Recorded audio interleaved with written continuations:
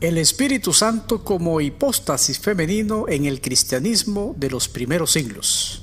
El rostro femenino y materno de Dios en el cristianismo primitivo.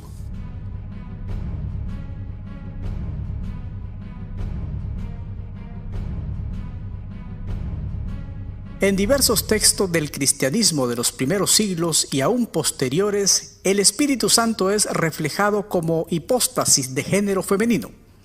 Esto se muestra de un modo particularmente intenso en la literatura del cristianismo sirio primitivo. En diversos textos de la llamada literatura tomasina, estrechamente relacionada con aquella, el Evangelio de Tomás y los Hechos de Tomás, y en algunos de los principales textos de los que en su perspectiva gnóstica serían considerados posteriormente heterodoxos o apócrifos. Aunque se ha señalado la importancia lingüística que en buena parte de estos escritos se deriva del género femenino que el término espíritu asume en hebreo y en su variedad siríaca, rúa o rúa, respectivamente, se hace necesario considerar también la subyacente comprensión teológica que contempla en la persona del Espíritu Santo el rostro femenino y materno de Dios. Palabras clave: cristianismo primitivo, Espíritu Santo, sirio, Trinidad, teología. En la herencia judeocristiana de nuestra cultura occidental se halla asimilada la idea de Dios Padre con connotaciones masculinas. Del mismo modo, la segunda persona de la tríada divina, el Hijo, por cuanto se muestra intensamente ligada con la figura de Jesús Cristo. El Espíritu Santo, como determina el artículo que le precede, es considerado, en aquellas lenguas que diferencian el artículo de género masculino o femenino, como el francés, el italiano o el español, con género y adjetivaciones masculinas, si bien se percibe de un modo indiferenciado o neutro. A muchos no estudiosos o desconocedores del tema que aquí tratamos, tal vez pueda sorprenderles que en los primeros siglos del cristianismo fue común en diversos escritores que asimismo se consideraban cristianos y fieles seguidores del mensaje de Jesús, contemplar al Espíritu Santo como Espíritu Santa, es decir, de género femenino y con atribuciones femeninas y maternas. Esta perspectiva de la tercera persona de la tríada divina como hipóstasis femenina comenzó a manifestarse muy tempranamente desde el siglo I de nuestra era hasta el siglo V y aún posteriormente, y no de un modo aislado, sino en diversas regiones, por otro lado, destacadas de la incipiente cristiandad. Se hace necesario recordar en este punto, como destaca Hedman, que la iglesia primitiva no estaba constituida en una sola ortodoxia. Por el contrario, el cristianismo asumía en la antigüedad una significativa variedad de formas, ninguna de las cuales presentaba con claridad a una importante mayoría de creyentes en detrimento a los demás. De hecho, hasta donde podemos remontarnos, el cristianismo era sorprendentemente variado en sus manifestaciones teológicas. Textos y autores del cristianismo primitivo que determinan al Espíritu Santo con género femenino o atribuciones maternas.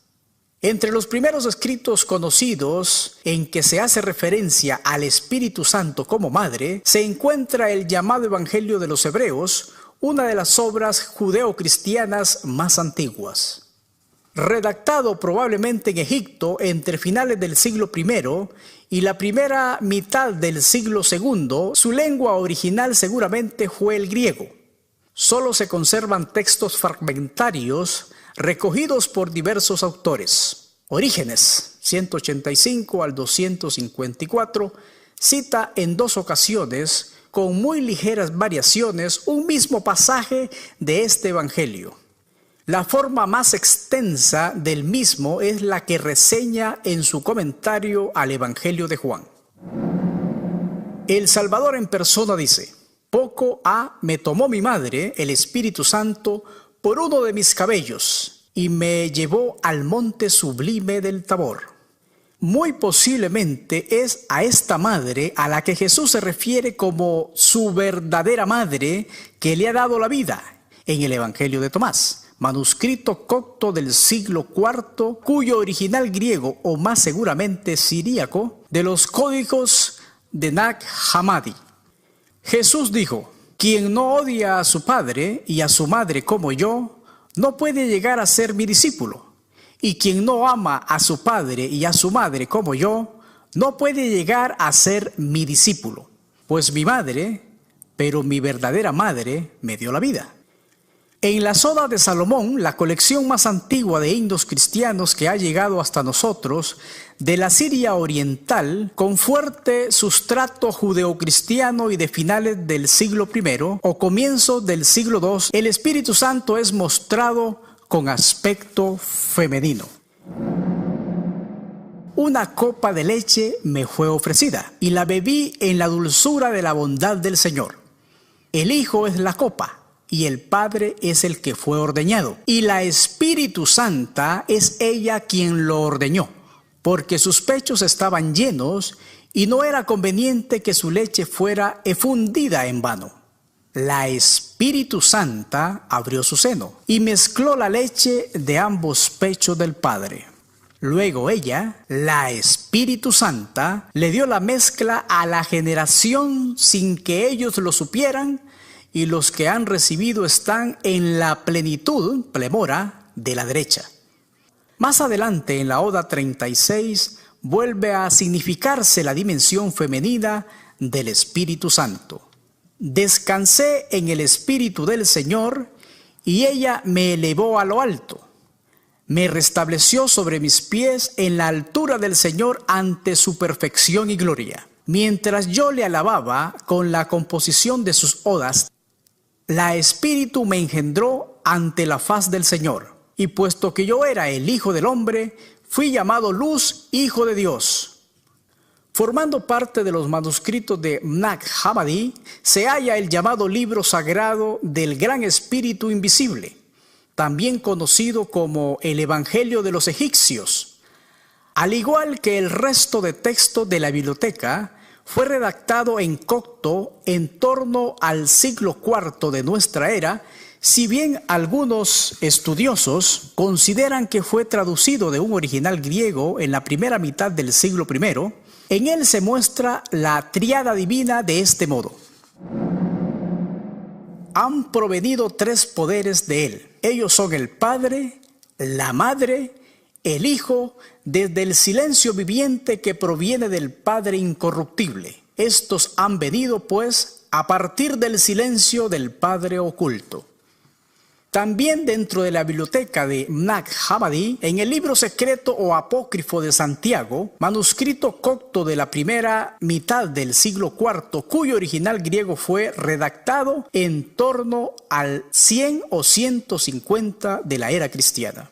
Jesús resucitado, dialogando con el propio Santiago y el apóstol Pedro, y refiriéndose a sí mismo, les dice: sed elegidos, asemejaos al Hijo del Espíritu Santo.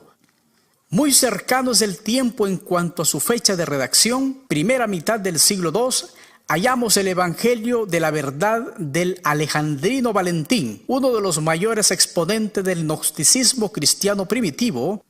El Padre revela su pecho. Ahora su pecho es el Espíritu Santo. Él revela lo que está oculto de él, su secreto. Lo que está oculto de él es su Hijo.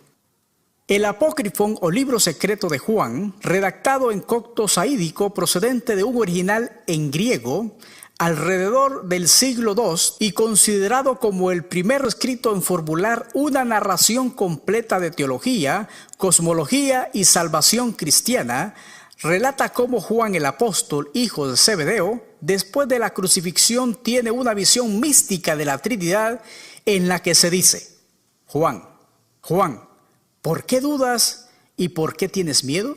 Yo soy el que está contigo siempre. Yo soy el Padre, yo soy la Madre, yo soy el Hijo.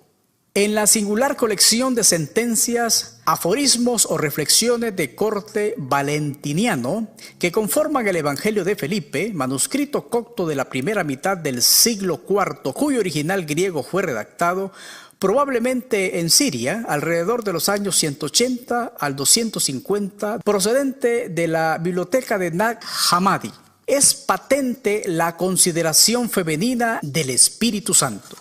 Unos decían: María ha concebido del Espíritu Santo. Se equivocan.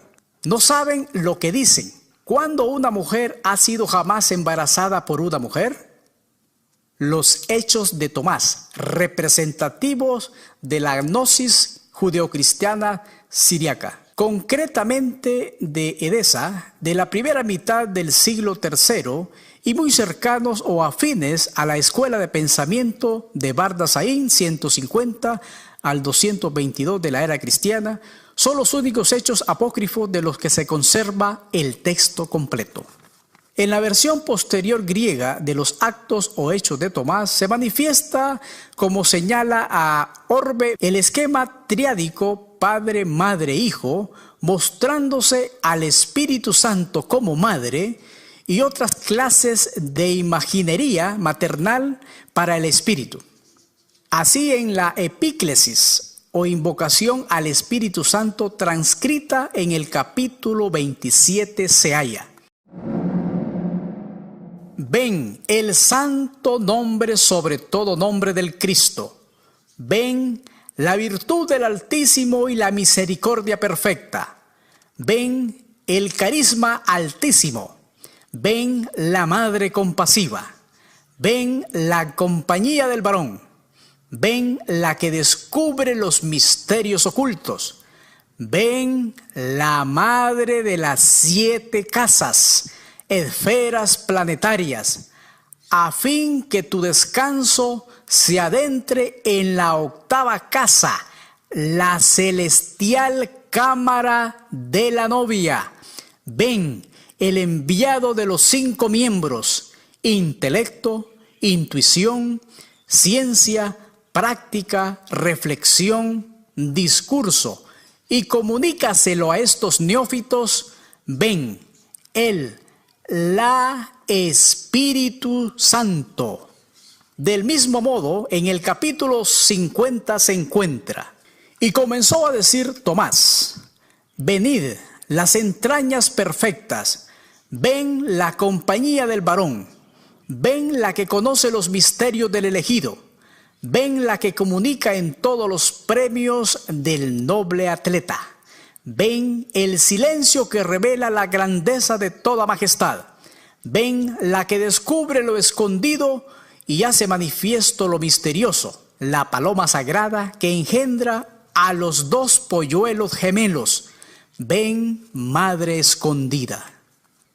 Inserto en los Hechos de Tomás las composiciones del himno de la novia, capítulos 6 y 7, y del himno de la perla, capítulos 108 al 113, expresan en lenguaje poético una familia trina. Así, en el himno de la novia, en referencia a los asistentes al banquete nupcial: han dado la alabanza y la gloria, con el Espíritu que vive, al Padre verdadero y la Madre siempre sabia. En el himno de la perla son narrados, como si un relato antibiográfico se tratara, los avatares de un príncipe que es enviado por los regios padres, el rey y la reina de Oriente, para que se recupere en Egipto una perla. Esta perla le permitirá al príncipe recuperar la túnica que le confiere su identidad y dignidad principesca. Aunque puede ser leída en muchos niveles, es común en la mayoría de ellos el reconocimiento del estatus celestial de las figuras parentales. Los antiguos lectores cristianos de este poema identifican al rey y a la reina como el Padre y al Espíritu Santo, mientras que el Hijo es tanto el primer Adán y el segundo Adán, el Cristo.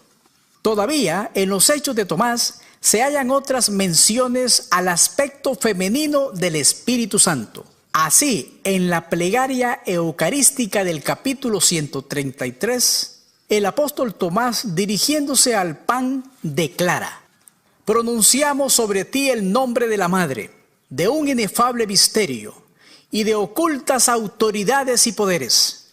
Pronunciamos sobre ti tu nombre, Jesús. Aunque en la versión siria es sustituido padre por madre, la naturaleza epiclética de la plegaria sugiere que es dirigida al Espíritu Santo. Los hechos de Tomás ejemplarizan la especial relevancia que en el cristianismo sirio primitivo adquirió la consideración del Espíritu Santo como hipostasis con atributos femeninos y más particularmente maternos. Muy posiblemente confluyen en esta particularidad diversas premisas. Por un lado, el culto ancestral a la Gran Madre jugaba un importante papel en la región de Edesa. Por otro lado, se hace necesario recordar que en las lenguas semíticas, hebreo, arameo y su variedad el siriaco, a diferencia del griego y latín, la palabra espíritu, ruá, viento o aire, es de género femenino, como ocurre en hebreo ruash. Además, en consonancia con su énfasis inherente en el nacimiento y renacimiento espiritual, la idea del Espíritu Santo como madre es muy común en la primitiva teología y literatura siria, pues del mismo modo que Jesús adquiere la estatura de Hijo de Dios, tras el ascenso del Espíritu de Dios en forma de paloma, tras el bautismo, Mateo 3, 16 y 17, asimismo es el Espíritu Santo quien posibilita nacer de nuevo a quien quiere ver el reino de Dios. Juan 3, del verso 3 al 7. Así, no es de extrañar que además de en textos y autores considerados más tarde como heterodoxos, en los antiguos evangelios siriacos y en diversos autores como Efrates, el sabio persa, 270, 345, en Efrén de Siria, 306 al 373, y en las homilías de Simeón de Mesopotamia, Pseudo Macario, el Espíritu Santo es designado casi siempre en forma femenina. Cuando un hombre ama y honra a Dios su Padre y al Espíritu Santo su Madre. Es correcto y apropiado, niños, pues habéis dejado todo lo que es temporal y haber ido hacia Dios en lugar de un Padre terrenal como vosotros estáis buscando el Padre celestial. Y en lugar de una madre que está sujeta a la corrupción, vosotros tenéis como a una madre el excelente Espíritu de Dios y la Jerusalén celestial. En lengua siriaca, el Espíritu Santo es denominado también Consoladora. Y en la antigua Didascalia Apostolorum, alrededor de 200 al 250 de la era cristiana, aunque algunos autores datan su redacción en el siglo II. En lo referente al ordenamiento eclesial, la diaconisa es llamada imagen del Espíritu Santo. Y es a partir del siglo V y definitivamente en el siglo VI que los escritores usaron en forma generalizada el género masculino del latín spiritus o la forma neutra griega pneuma para referirse al Espíritu Santo.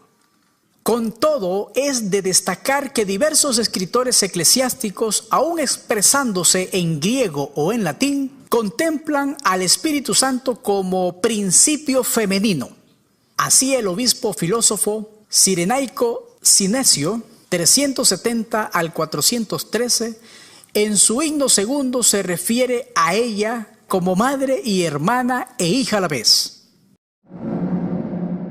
Santo Espíritu, centro del que engendra y del engendrado, juntamente madre, hermana, hija, que engendró a la escondida raíz, es decir, al Hijo. Máximo de Turín, primer obispo de esta ciudad, 398, alude en uno de sus sermones en relación a Jesús Cristo, a un nacimiento divino y a un nacimiento humano, ambos virginales. El nacimiento divino del Cristo corresponde a una Virgen divina que, aunque no es explícitamente aclarado, puede entenderse como al Espíritu Santo, y al nacimiento humano de la humana persona de Jesús se dio por medio de la Virgen María. Los escritores sirios comúnmente emplean el verbo raheb para describir la actividad del Espíritu Santo, combinando la acción de una madre pájaro con la designación del Espíritu como madre. Dos autores posteriores aclaran esto. Así el monje del siglo VII, Martirio Sadona de Jalmón, dice: Espíritu Santo, quien como una madre sobrevuela sobre nosotros mientras ella da santificación, nos santifica. Y el obispo Moisés Bar Kekta, 813-903, comenta que el Espíritu Santo se cernió, sobrevoló sobre Juan el Bautista y lo crió como una madre compasiva. El cristianismo primitivo, y dentro de él, en modo particularmente intenso, el cristianismo sirio y el cristianismo gnóstico primitivo, acogió, adaptándolo a sus propias singularidades, la imaginería judaica del Espíritu de Dios, Roa Yahvé, en la que éste es percibido o mostrado con características femeninas. La Roa Yahvé. El Espíritu de Dios muestra en diversos textos del Antiguo Testamento características femeninas que impregnarían posteriores escritos del Nuevo Testamento. Un ejemplo de ello es la descripción del Espíritu Santo como paloma en los relatos evangélicos sobre el bautismo del Señor. En la imagen de la paloma, que ofrece asociaciones femeninas, concluyen varias connotaciones del Antiguo Testamento. Así, en Génesis 1:2, cuando es narrada la creación, se reseña que el Espíritu de Dios se cernía sobre las aguas. Desde la perspectiva teológica rabínica, se asimila el cernirse del Espíritu Divino sobre las aguas con el planear o aletear de un pájaro, de una paloma o un águila. También en el Cantar de los Cantares del rey Salomón, Cantares 2:5, la paloma destaca como símbolo por excelencia de la esposa. En la tradición bíblica, Dios no aparece únicamente bajo el lenguaje masculino. También lo femenino es vehículo de la revelación de Dios, expresándose en diversas partes del Antiguo Testamento con aspectos maternales. Como aquel a quien consuela su madre, así os consolaré yo a vosotros, y en Jerusalén tomaréis consuelo. ¿Se olvidará la mujer de lo que dio a luz para dejar de compadecerse del hijo de su vientre? Aunque olvide ella, yo nunca me olvidaré de ti. La dimensión femenina de la divinidad en el judaísmo encuentra en la presencia de Dios, o Shekinah, uno de sus mayores exponentes. Si bien el término Shekinah o Shekinah, derivado del hebreo Shakán, presencia, acción de morar, no aparece explícitamente en la Biblia. Si es utilizado frecuentemente en el Talmud como sinónimo de Espíritu Santo. El Zohar, uno de los textos más representativos de la mística judía o Kabbalah, atribuido a Simeón Bar Yochai, corrobora esta correspondencia entre la presencia de Dios o Shekinah o el Espíritu Santo. Y la Shekinah, que es el Espíritu Santo.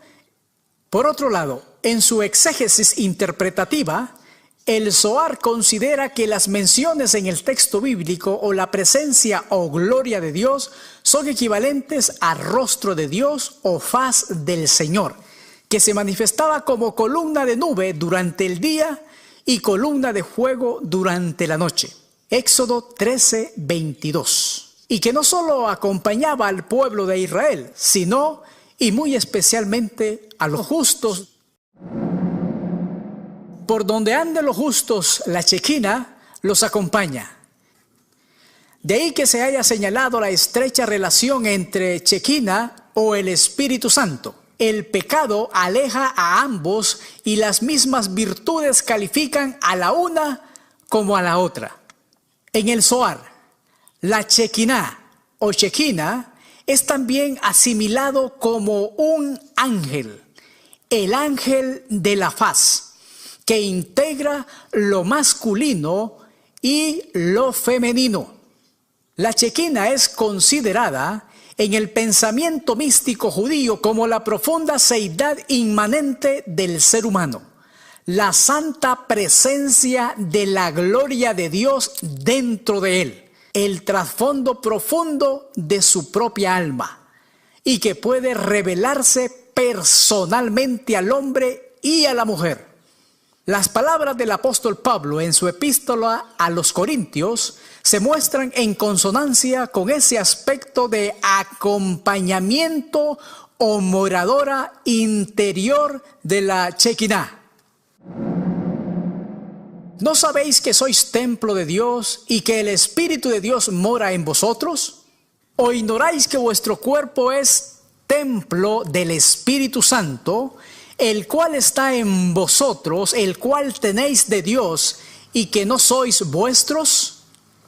En todo caso, es muy intensa la relación del Espíritu Santo de Dios, la presencia de Dios o Shekinah, con lo femenino y en lo concreto con la mujer, desde la perspectiva rabínica cabalística. Todas las mujeres se hallan al amparo de la Shekinah, y ella mora con quien tiene esposa y no con quien no la tiene. Cuando profundizamos en la historia del cristianismo como tradición religiosa en sus primeros siglos, en las diversas comprensiones que en él se dieron y considerando su estrecha relación con el sustrato judaico del que surgió, hallamos en algunos de sus textos olvidados o apartados de la ortodoxia la faz femenina o maternal de Dios manifestándose, revelándose por su Espíritu Santo.